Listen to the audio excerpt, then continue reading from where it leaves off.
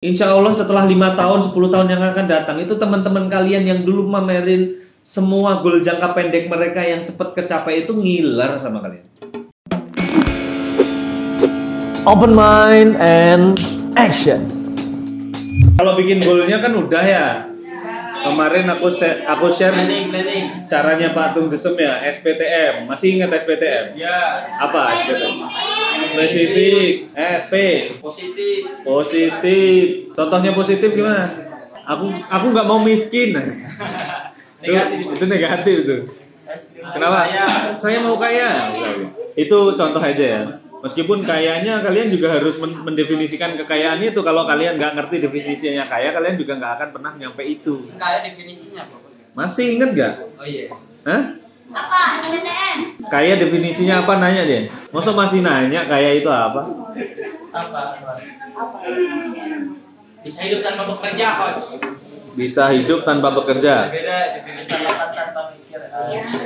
Belajar tanpa mikir. Bagaimana ceritanya? Kalau itu kan kalian belajar tanpa mikir. Kok malah ngeledek ya? Belajar tanpa mikir itu berarti tidak belajar. Oke, SPTM spesifik itu ada waktunya, ada time bound-nya, ada ukurannya, mau segimana, mau apanya. Nah, terus positif tuh saya mau jadi bukan yang saya nggak mau gagal lagi. Itu negatif tuh. SPT, T-nya apa? Tertulis. Ini tertulis nih aku. Nih aku nyontohin tertulis ya. Tak kasih gambar. Kenapa aku bikinnya pakai PowerPoint? Karena aku nggak pintar gambar. SPTM, M-nya? Menarik banget. Menarik banget. Harus mengandung unsur Emosional. Emosi tentang apa? Suksesan. Kaya. Pain and pleasure. Ah, gimana sih? Masa lupa? Hah? Pain and pleasure tahu kan ya? Enggak. Sengsara dan sakit dan sengsara dan kenikmatan. Jadi harus misal kalau nggak ada pain and pleasure-nya kalian, aduh jarang banget kita itu maju beneran. Tuhan aja bikinin kita surga neraka, coy. Iya nggak? Terus jangan bikin pain atau punish atau hukuman seperti reward, seperti pleasure kayak kalian. Punishment kok kayak pleasure. Aduh. Punishment kok jalan-jalan ke Labuan Bajo, ini punishment macam apa ini? Wah, kurang menggigit itu. Harusnya kemarin Pak Yana itu harusnya pulangnya nggak boleh naik pesawat, pulangnya juga harus sendiri. Aduh. Hah?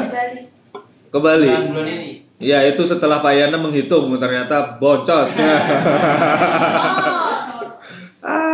Kalian ya pain and pleasure. Contohnya kesengsaraan apa yang akan terjadi jika kamu nggak melakukan sesuatu yang menyongsong si goal tadi. Misal apa ya?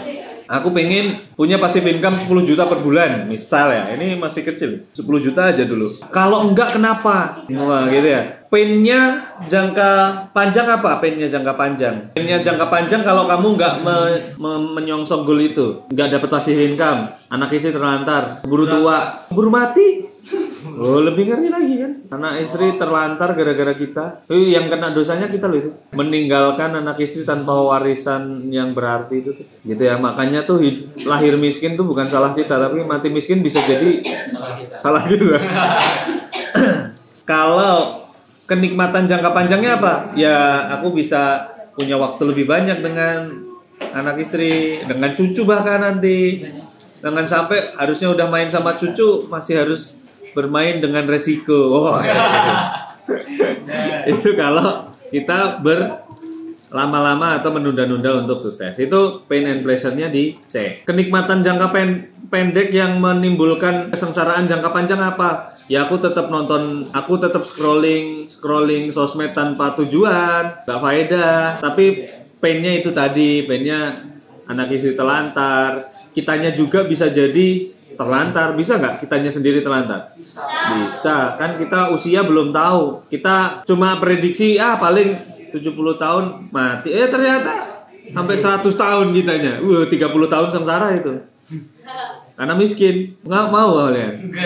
Kalian belum tahu loh usia itu panjang apa enggak. Kalau ternyata panjang, tapi kalian nggak punya passive income, berarti kalian harus tetap bekerja seperti saat kalian masih muda. di masa tua itu capek banget loh. Naga dia. Nah, itu makanya jangan sampai tergiur dengan kenikmatan jangka pendek yang itu menimbulkan kesengsaraan jangka panjang. Dan jangan ragu melakukan kesengsaraan jangka pendek untuk mendapatkan kenikmatan jangka panjang. Ini aku baru ngomongin di goal ya, masih ulas balik yang dulu ya. Contoh, ada banyak orang bilang hidup cuma sekali bro, nikmatin aja gitu ya. Saat mereka dikasih nasihat, ayo nabung, tahan dulu, tunda kesenangan. Mereka bilang, wah kalau ditunda kapan lagi ya, gitu-gitu ya. Oh live juga, live-nya di mana itu? Enak ya, yang di luar sana gratis ya. Ini harus dibayar. Harus bayar kalian 20 juta ini. Oke, balik lagi. Sebenarnya kalau kita menunda kesenangan, itu orang-orang yang nggak tahan atau nggak sabar untuk menunda kesenangan, itu seolah-olah dia itu meng-cancel kesenangan. Jadi di otaknya itu kalau ditunda itu nggak akan terjadi. Padahal kebalikannya, kita itu menunda kesenangan untuk mendekatkan goal jangka panjang gitu loh. Kan goal jangka panjang itu kenapa dia disebut goal jangka panjang? Biar kita tertrigger untuk memperpendek dia kan. Nangkep nggak? Nangkep kan? Nah kalau kalian tergiur hanya untuk memenuhi goal jangka pendek saja, yang mana kalian sebenarnya sadar dan tahu goal jangka pendek ini kalau dicepet-cepetin malah menjadikan goal jangka panjang kita semakin panjang. Itu kan harusnya kan lebih sengsara ngelihat goal yang udahlah panjang, kenapa harus jadi lebih panjang kan gitu kan. Kalau menyadari goal jangka panjang kan, makanya goal itu perlu ada yang jangka panjang. Biar kalian cukup bersabar saat ini menunda kesenangan.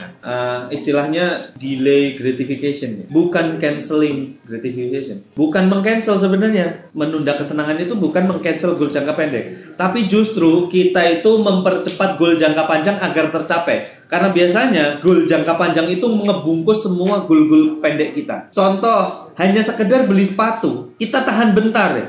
Kalau goal jangka panjangnya kecapek, misal harusnya 10 tahun jadi 5 tahun doang gara-gara kita lebih disiplin dan sabar menunda kesenangan. Sehingga goal jangka panjangnya, misal tadi ya, punya passive income 10 juta per bulan di 5 tahun yang akan datang. Walaupun kita nargetinnya kan 10 tahun kan, tapi ternyata gara-gara kita lebih detail, lebih sabar, lebih disiplin, akhirnya jadi 5 tahun doang. Akhirnya kan kita bisa memenuhi seluruh goal jangka pendek yang dulu kita tunda. Setiap hari bisa dipenuhin kan jadinya kan. Nangkep nggak? Daripada kita cepet-cepetin goal jangka pendek. Namanya goal kan jangka pendek ya. Udah nggak perlu dipercepat lagi. Itu toh udah jangka pendek. Jadi goal jangka pendek itu panjangin dikit masih pendek kok. Lah kan dia cuma segini, tambahin dikit dia masih pendek kan. Jadi sabar-sabar aja sama goal jangka pendek. Goal jangka panjangnya yang dicepetin. Udahlah panjang, diperpanjang kan capek ya. Tapi kalau goal jangka pendek kalian tambahin dikit kan sebenarnya masih kelihatan mata ya, masih cuma bentar kok, nunggunya nggak lama, tahun lagi, walaupun nanti ternyata jadi 5 tahun, it's okay. Tapi insya Allah setelah 5 tahun, 10 tahun yang akan datang, itu teman-teman kalian yang dulu mamerin semua goal jangka pendek mereka yang cepat kecapai itu ngiler sama kalian. Ngiler sengiler-ngilernya. Kenapa? Karena semua yang dia dulu pamerin kita bisa beli tiap bulan, tiap hari, Bang. Dan nggak apa-apa. Kan kemarin aku juga udah bilang, Bang, bahwa Tony Robbins pernah bilang, kita itu kadang underestimate sama goal jangka panjang kita dan terlalu mulu-mulu sama goal jangka pendek kita. Kenapa? Karena dorongan keserakahan, dorongan ketidaksabaran sebenarnya. Goal jangka pendek itu dipanjang-panjangin dikit, it's okay malahan. Karena biasanya goal jangka pendek itu bukanlah goal-goal finansial, biasanya goal-goal kesenangan. Coba aja, beli mobil, beli rumah. Beli rumah itu bagi saya kesenangan.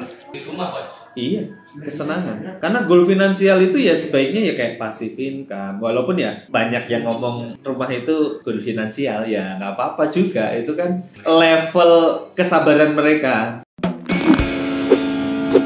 Open mind and action.